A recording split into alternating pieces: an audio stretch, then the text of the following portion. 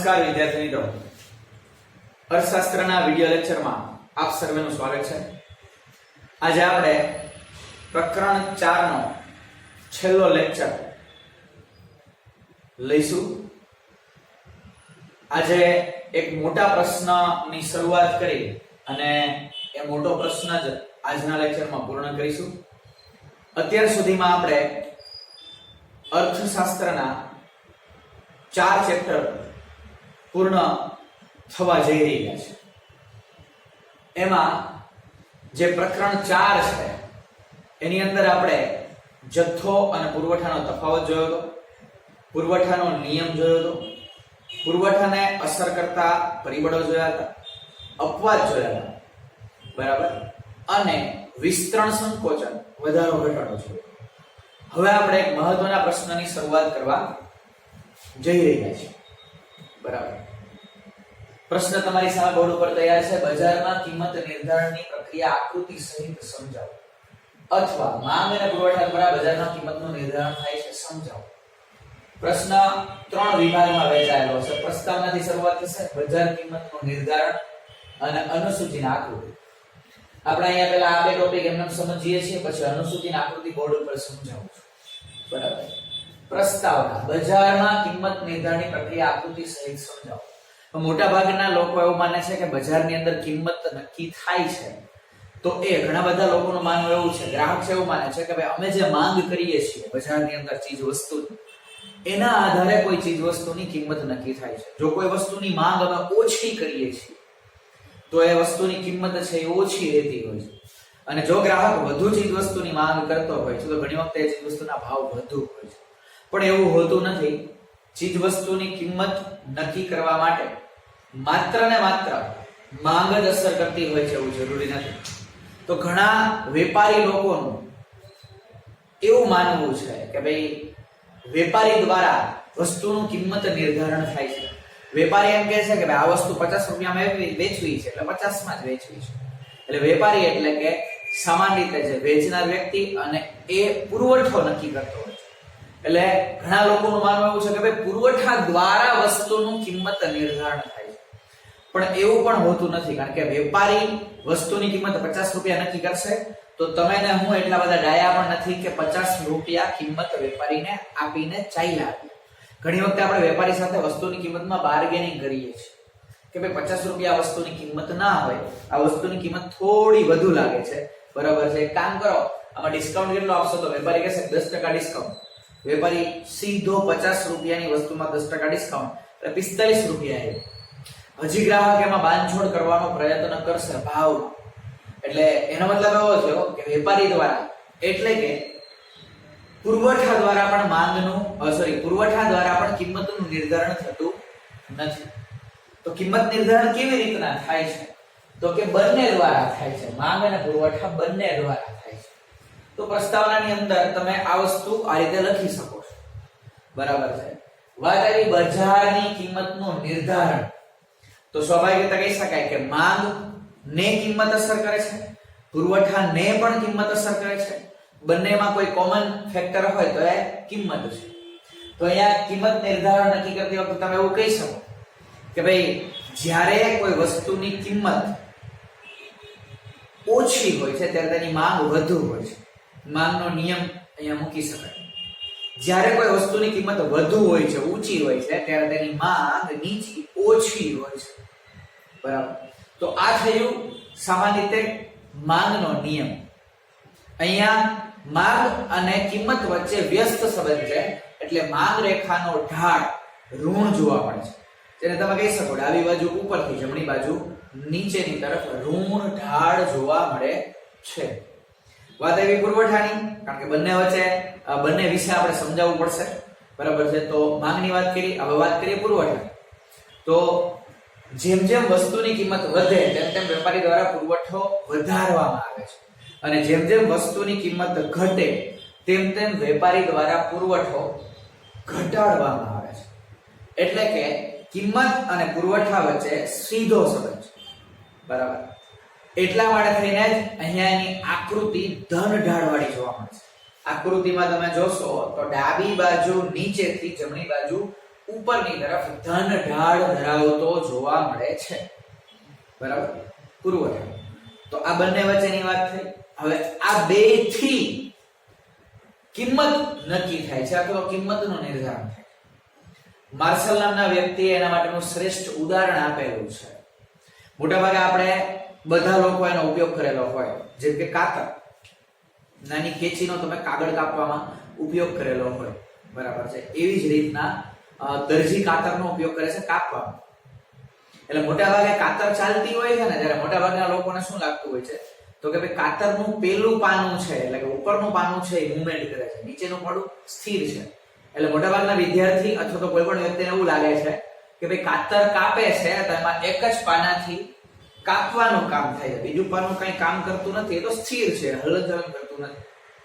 કાતરના બે પાનાથી અહીંયા માર્શલે સરસ મજાનું કિંમત નિર્ધારણ માટે બંને, એટલે કે માંગ અને પુરવઠો બંનેની જરૂરિયાત છે. જેમ કાતર ના બંને પાના કાપે છે કોઈ વસ્તુ, એક કાપતું નથી, બરાબર છે, બે પાના કાપે છે, એવી જ રીતના અહીંયા કિંમત નિર્ધારણ માત્ર માંગ નથી કરતું કે માત્ર પુરવઠો નથી કરતું, માંગ અને પુરવઠો બંને દ્વારા કિંમત નિર્ધારણ થાય છે.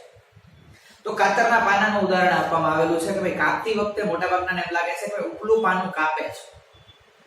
જો ઉપલું જ પાનું કાપતું હોય તો આમાં નીચલા પાનાની કોઈ જરૂરિયાત નથી ને કાઢી નાખો, બરાબર.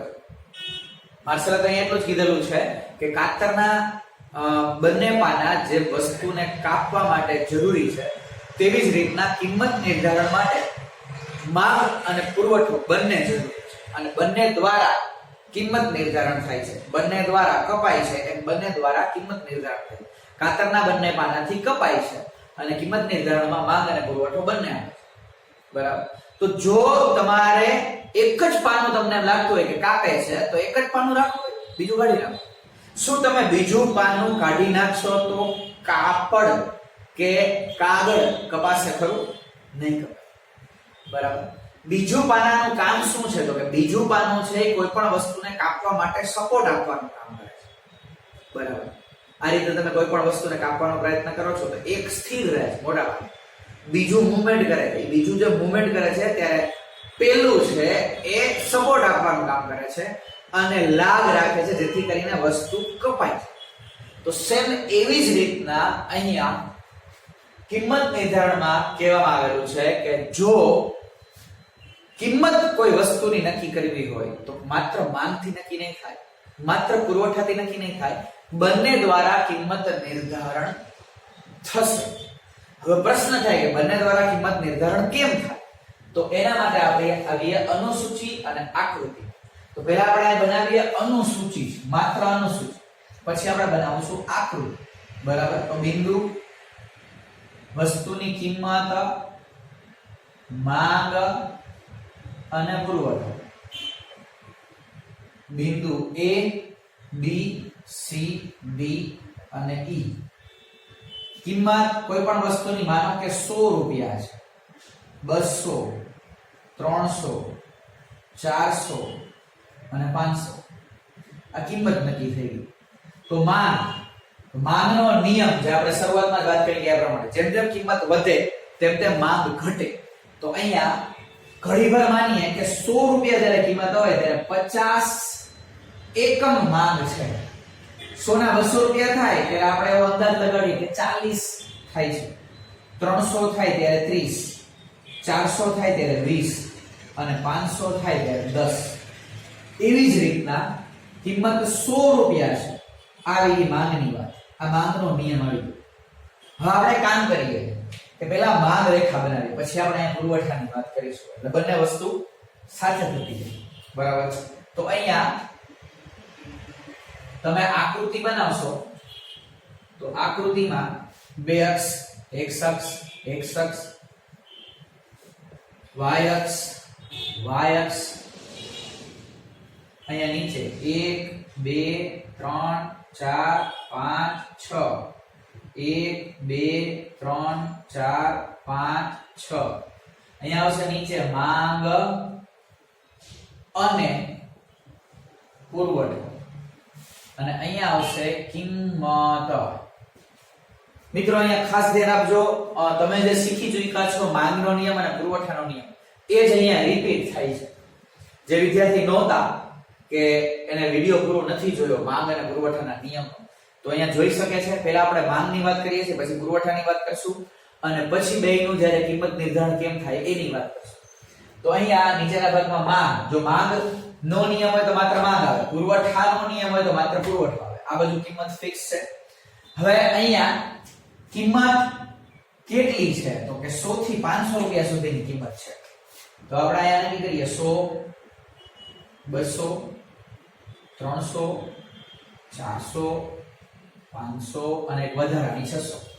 માંગ કેટલી છે તો કે માંગ ઓછામાં ઓછી 10, વધુમાં વધુ 50.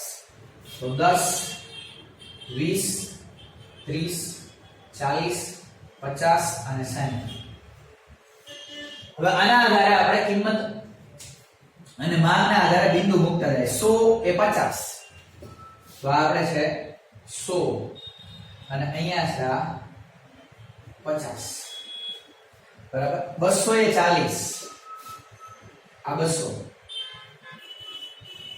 અને આ 40. 300 એ 30, આ 300 અને આ 30. 400 એ 20, આ 400 અને આ 20 અને 500 એ 10. મિત્રો તમે જોશો કે જેમ જેમ વસ્તુની કિંમત વધતી જાય છે 100, 200, 300, 400 તેમ તેમ માંગ એની ઘટતી જાય છે. 50, 40, 30, 20, 10. તો અહીંયા જે તમારી સામે બને છે આને કહેવામાં આવે છે માંગ રેખા. ડી ડી, બરાબર. અહીંયા તમે જોશો તો માંગ રેખા કહી શકાય. ડીડી રેખા માંગ રેખા. માંગનો નિયમ અહીંયા થઈ ગયો. ખાલી માંગથી કિંમત નક્કી થતી નથી, બરાબર. હવે વાત આવી કે નહીં તો કે પુરવઠાની. તો પુરવઠો અને કિંમત વચ્ચે કેવો સંબંધ છે તો કે સીધો સંબંધ છે. પુરવઠો 100, પુરવઠો ને કિંમત 100 ત્યારે પુરવઠો 10. કિંમત 200 વધી તો પુરવઠો વધશે 20, 30, 40 અને 50. તો હવે અહીંયા આપણે આ બિંદુઓ મૂકીશું. 100 એ 10, આ 100 એ 10, આ બે બિંદુ અહીંયા લગાવીએ છે. 200 એ પુરવઠો 20, આ બે બિંદુ અહીંયા લગાવીએ છે. 300 એ પુરવઠો 30, 300 એ 30, આ બિંદુ છે. 300 એ 30. 400 એ 40, આ 400 અને આ 40, આ બંને અહીંયા ભેગા થાય છે. અને 500 એ 50, તો આ 500 અને આ છે 50, તો આ બંને અહીંયા ભેગા થાય છે. તો તમે આકૃતિની અંદર જોશો તો તમને ખ્યાલ આવી જશે કે હવે આપણે જે બનાવીએ છીએ એ પુરવઠા રેખા બનાવીએ છીએ, બરાબર. તો પુરવઠા રેખા આમ થશે.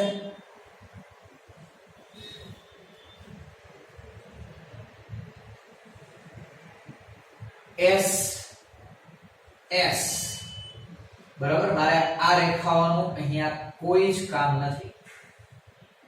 આ વધારાની છે મારી પાસે બોર્ડ ઉપર. આડી લીટીઓ ન હોય એટલા માટે થઈને મેં જસ્ટ વધારે સારી પરફેક્ટ આકૃતિ બને એટલા માટે થઈને મેં એનો ઉપયોગ કરેલો, બરાબર. તો આનું હવે આપણે કાંઈ કામ છે નહીં.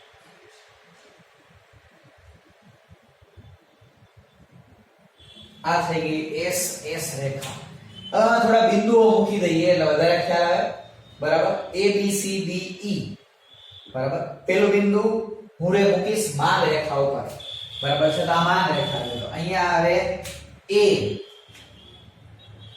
અહીંયા આવે B, અહીંયા આવે C, અહીંયા આવે D અને અહીંયા આવે E, બરાબર છે. એવી જ રીતના પુરવઠા રેખા ઉપર મૂકીશ તો A આવશે, A આવશે, B આવશે, C, D અને E, બરાબર. તો આ થઈ ગઈ સામાન્ય રીતે માંગ અને પુરવઠાની રેખા. હવે પ્રશ્ન થાય કિંમત નિર્ધારણ કેમ થાય? બરાબર. તો અહીંયા હું તમારી સામે આપણે સમજતા જાય અને સાથે સાથે મૂકતા જાય. આ અનુસૂચિની આકૃતિ પછી જે આવશે એ સમજૂતી આવશે. તો આ નીચે લખી શકાય કે OX ધરી પર આકૃતિ નીચે OX ધરી પર માંગ અને પુરવઠો અને OY ધરી પર કિંમત લેવામાં આવેલા છે. અહીંયા જ્યારે વસ્તુની કિંમત 100 રૂપિયા હતી, ખાસ જોજો 100 રૂપિયા હતી, ત્યારે તેની માંગ ડીડી રેખા ઉપર, ત્યારે તેની માંગ 50 એકમ હતી, 50 એકમ.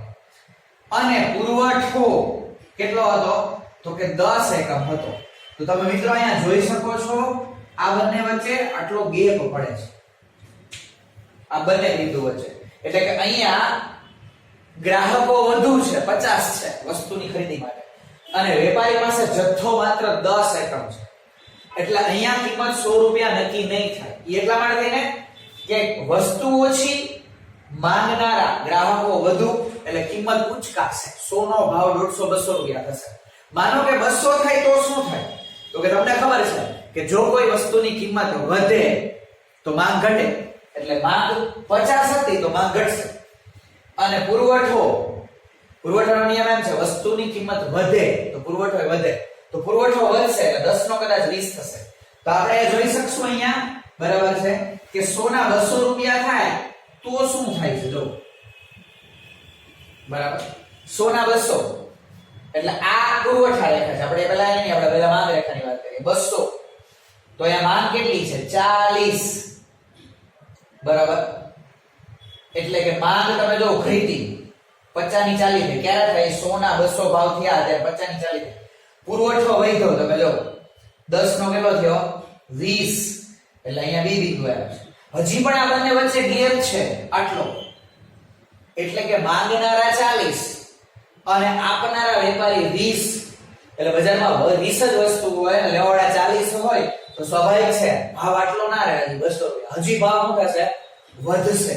એટલે ઘડીવાર માનો કે ભાવ થાય 300, તો તમે અહીં જોશો કે ભાવ જો 300 થાય તો સી બિંદુ એ બધું સરખું થાય.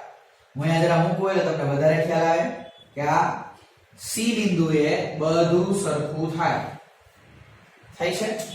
બરાબર. જો અહીંયા ગેપ થતો હતો, આપણે હમણાં વાત કરી 40 અને 20 વાળો, અહીંયા પણ ગેપ થતો હતો 50 અને 10, 10 અને 50. બરાબર છે. 50 માંગ છે, પુરવઠો 10 છે.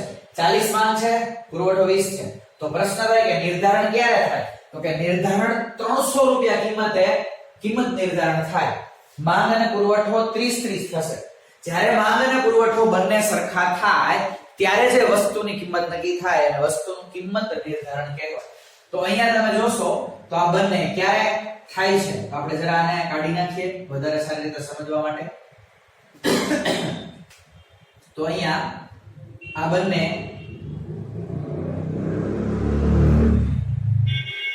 અહીંયા સ્થિર થાય છે. આને આપણે પી બિંદુ પણ કહી શકીએ કે જ્યારે વસ્તુની કિંમત 300 રૂપિયા હોય ત્યારે તેનો માંગ અને પુરવઠો છે એ 30 એકમ થાય છે. અહીંયા કદાચ ન આપો તો પણ ચાલશે કારણ કે અહીંયા સી બિંદુ ઓલરેડી છે. તો સી બિંદુએ માંગ અને પુરવઠો સરખો થાય છે ત્યારે તેની કિંમત 300 રૂપિયા થાય છે. તો આને કિંમત નિર્ધારણ કહેવાય. હવે માનો કે અહીંયા તમે આનાથી આગળ વધો, આપણે નીચે વાત કરી. હવે માનો કે 300 ના 400 રૂપિયા કિંમત થઈ જાય તો પાછો ગેપ આવે. જો બરાબર. અહીંયા ISS રેખા છે, બિંદુ ડી છે, ડીડી વાળી અહીંયા છે. ISS રેખા છે. ડીડી રેખાની વાત કરું, ડીડી રેખાની, તો ડીડી રેખા ઉપર ડી બિંદુ આવે છે. 400 એ માંગ થાય 20 એકમ અને 400 એ પુરવઠો થાય 40 એકમ. એટલે કે અહીંયા ગેપ સર્જાણો પાછો. કેમ? અહીંયા આવીએ 40 અને 20, 400 રૂપિયા કિંમત થાય તો માંગ 20, માંગ ઘટી અને પુરવઠો વધ્યો, પણ અહીં જો ગેપ સર્જાણો, આ કિંમત નક્કી નહીં થાય. એટલા માટે નક્કી ના થાય કે કિંમત વધુ છે એટલે ગ્રાહક શું કરશે ખબર? તો કે ઓછી વસ્તુની માંગ કરશે. વેપારી પાસે જથ્થો વધારે છે એટલે વેચવા વધુ પ્રયત્ન કરશે. પણ ગ્રાહક કહેશે કે બહુ ઊંચી કિંમત છે, એક કામ કરો ભાવ થોડો ઘટાડો તો હજી લઈએ, તો કદાચ 400 ના 350 થાય, 300 થાય. હવે જો 400 ના 300 થાય તો ફરી પાછી સમતુલ આવી જાય, બરાબર. 30 પુરવઠો અને માંગ પણ કેટલી 30 થાય. તો એવી જ રીતના અહીંયા એના પછીનું બિંદુ તમે જશો ઈ બિંદુ, બરાબર, તો પણ તમને ખ્યાલ આવી જશે. અહીંયા DD આ EE બિંદુ, બરાબર, અહીંયા D અને અહીંયા A, એટલે બે સામ સામે સરળતાથી દેખાય, બરાબર છે. તો જોજો કે 500 રૂપિયા કિંમત હોય તો માંગ રેખા ઉપર ઈ બિંદુ 10 એકમ માંગ દર્શાવશે, એટલે માંગ ઓછી થશે, માંગ ઘટશે, હજી ઘટશે. પણ સામે પાસે વેપારી પુરવઠો પોતાનો વધારશે, ઈ બિંદુ એ 500 રૂપિયા એ 50 એકમ સુધીની શું કરશે, તો કે સામાન્ય રીતે જથ્થો કે પુરવઠો મૂકશે. તો આજે પુરવઠો મૂકે છે એમાં પાછો ગેપ સર્જાણો, આટલો ગેપ સર્જાણો, એટલે અહીંયા કિંમત નક્કી ના થાય. કિંમત નક્કી ક્યાં થાય, તો કે જે ગેપ સર્જાય છે નીચે કે ઉપર, એ ધીમે ધીમે ધીમે ધીમે ધીમે બુરાતા જ્યારે સી બિંદુએ માંગ અને પુરવઠો બે સરખા થાય છે ત્યારે જે કિંમત નક્કી થાય છે એને કહેવાય છે કિંમત નિર્ધારણ, બરાબર.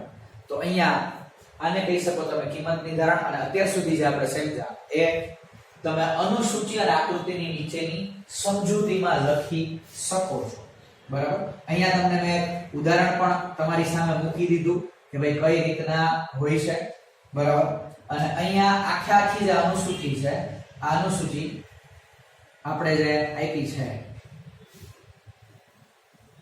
આમ જોવા જાવ તો પ્રશ્ન માંગ અને પુરવઠા વાળો જ પ્રશ્ન છે, પણ એ બેયનું કોમ્બિનેશન ભેગું થાય અને જે કિંમત નક્કી થાય એને કહેવામાં આવે કિંમત નિર્ધારણ. તો અહીંયા આપણો આ પ્રશ્ન પૂરો થાય છે અને ચેપ્ટર પણ આપણું પૂરું થાય છે, બરાબર. આશા રાખું છું, અપેક્ષા રાખું છું કે આપ સૌને આ લેક્ચરની અંદરનો આ પ્રશ્ન અને આ ચેપ્ટર સમજાઈ ગયો છે. છતાં આપના પ્રશ્નો આવકાર્ય છે. વિડિયોની નીચેના ભાગમાં આપ પ્રશ્નો મેસેજ સ્વરૂપે મૂકી શકો છો. અહીં સુધી રાખીએ છીએ. આવજો, ગુડ બાય, જય શ્રી કૃષ્ણ, જય માતાજી.